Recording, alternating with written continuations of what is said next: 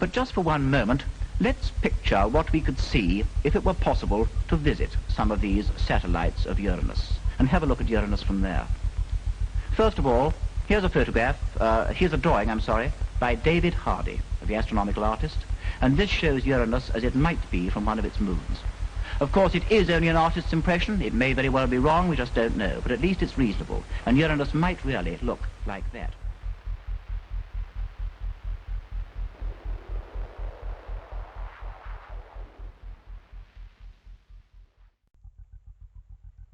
Hey everyone, I just wanted to share this little clip that I found recently. I'd actually been watching a documentary series just on Irish castles, just for the fun of it, and just happened to watch this section where they were talking about this Dur castle and the telescope that was there. So I went and looked into it some more and came across this piece that was done by Sir Patrick Moore, who had a long-running television show on astronomy on the BBC for many decades. So this is back in the 60s, and he's talking with the current Earl of Ross, I believe, the current caretaker of the castle at the time. But it's interesting because one thing they don't mention in this piece, but in the documentary series that I saw and elsewhere, the first thing that jumped out at me was that the nickname of this telescope was actually the Leviathan. That's what everyone called it, which of course on the surface level people would probably assume is just because it was so huge, and it was of course really big, but there's also the very interesting mythological connections to Leviathan, and being the sea monster in the deep, in the great deep.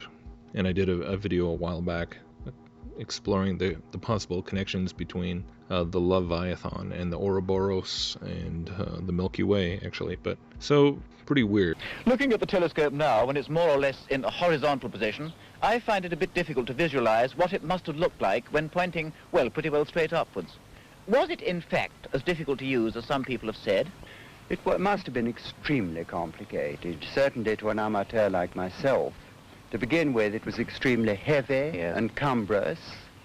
There was no automatic machinery. Everything had to be worked by hand, by a sort of elaborate system of winches and weights, which were carried into great holes on either side of these walls. So the telescope was literally pulled up on winches, really? Yes, it was, quite literally, and there was a whole team of men who had always to be in attendance when it was to be in use. How exactly did the astronomer look through it? I mean, how did he get up to the position of the eyepiece, which obviously must be at the top of the tube? Well, there was a sort of wooden platform which he could get in and out the whole way up, you see. Yes. Because the staircase went right up to the top of the west wall. Yes. And there was a gallery along the top of that. And there was another staircase going inside this wall. And so you could get in and out of your platform at any moment. I see. And you look through the rectangle down at the speculum at the base of the machine. I think, that when you have that kind of mechanism worked manually, it's really rather amazing that with a small field, Lord Ross could, in fact, see these distant objects well enough to draw them as well as he did.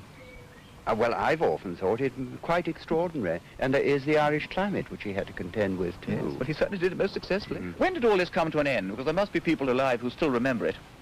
I believe that the telescope had fulfilled its useful life, by and large, when my great-grandfather died.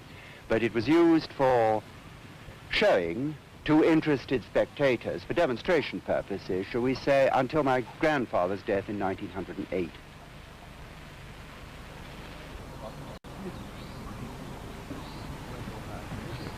Bearing in mind the time when it was built, the achievements of this Ross 72-inch reflector are quite remarkable. Remember, it was really in 1845, and the mirror, which is 6 feet across, which is, and that's my height, very much larger than anything previously built, was optically good by the standards of the time. It was made of a speculum metal, which is an alloy, and it was actually the last really big speculum metal mirror ever made, because after that people went over to glass. And it's rather interesting, too, that no larger mirror was actually made until the Mount Wilson 100-inch, and that went into action during the First World War. The Ross mirror had to be repolished every month, and that was quite a job. The whole thing needed a lot of maintenance, and the third Earl left very detailed instructions of just how this was to be done. The fourth Earl continued the observations with the big telescope for some time, and I think it's probably true to say that the most important work by the big 72-inch was done in the first period of its career. Its great strength lay in its light-gathering power, which was very much greater than any other telescope made up to that time. Remember, what you want to do in astronomy is to see very faint things. And to see very faint things, you need to collect as much light as you can get. And the bigger the mirror, well, the more light you can correct. And this is where the big Ross mirror came in. With the 72-inch eye, the third Earl looked at those strange misty patches in the sky known as nebulae. No one at that stage knew quite what they were, and no one had ever really seen their shapes, because to see the shapes, you do need tremendous light grasp. Well, with this telescope, Lord Ross could do that, and he did. And he found out that these nebulae, or many of them, were in fact shaped like spirals, like tremendous Catherine wheels, and this was a completely new discovery. It was also one of the early indications that these things aren't contained in our own Milky Way, but are in fact a long way out, beyond our own particular star system in space. For a long time, only the Ross telescope could show the spiral nature of these galaxies. And so, in fact, if you wanted to see a spiral galaxy, well, you just had to come here to Burr Castle. You couldn't see it from anywhere else. And, in fact, in astronomical history, there have been three great telescopes which have altered the entire course of astronomical thought. The latest of them is the 200-inch at Palomar. Before that, there was the 100-inch at Mount Wilson. And the first of the line was the 72-inch here at Burr Castle. There was another point, too. Remember, this was before the days of accurate astronomical photography, so you couldn't really photograph the spiral galaxies. So you had to draw them, and this is where the 72-inch again came in. And luckily, Lord Ross himself was a very skillful artist, and he made drawings of these things, and some of those drawings still exist here in the library at Burr Castle. Reproductions of them went all over the world. And really, you know, when you come down to brass tacks, this is the beginning, really, of all modern cosmology, because it was only then that we really found out just what these things looked like. So that was kind of interesting. But just the history of this telescope, like he says, is that it was the biggest telescope in the world for about 100 years, and was essentially how they supposedly discovered that galaxies were distant clusters of stars, outside of our own galaxy. So, as he said, it was one of the pivotal telescopes in forming the modern conceptions of cosmology. So, a pretty significant thing to consider and look into. And like he says, they weren't able to take photographs through it. They would just make hand drawings, so which is interesting, because I don't know how many people realize that was kind of similar to what Galileo did, was just look through his telescope and make drawings of things, and that was the very technical process by which they established so many of the fundamental assumptions and discoveries that were always just confirmed later supposedly by photography and more advanced technology. But it's interesting too, because this Lord Ross guy, I did a little bit more research into him, and he wasn't just some duke. He was actually, surprise, surprise, president of the Royal Society. And I believe, and if I remember correctly, I believe he became president of the Royal Society like the same year that he discovered that galaxies were these spiraling clusters of stars. So interesting coincidence there. Of course, there's no such thing as coincidences, but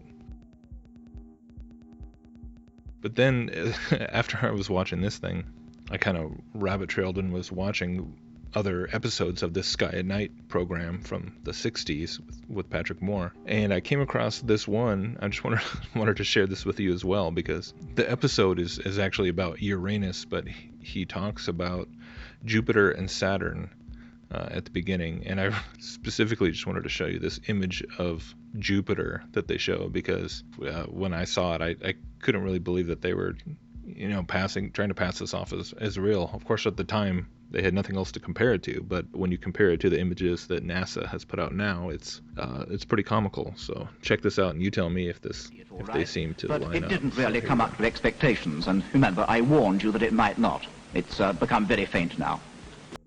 Neither is it a very good time at the moment for seeing the planets. Mercury and Venus and Mars are all so badly placed that, to all intents and purposes, they're out of view altogether. And that leaves us with the two giants, Jupiter and Saturn. Jupiter's making quite a brave show, and you can see it in the southern part of the sky late at night. It looks like a very brilliant star, And in fact, it's so bright that you can't really mistake it. If you've got a telescope, you'll be able to see its belts and its moons. This is a picture of Jupiter, which also shows that extraordinary feature, the Great Red Spot. Jupiter will be better placed later on this year, and I'll say more about it then, but I'm afraid it is going to be rather inconveniently low for observers in Britain.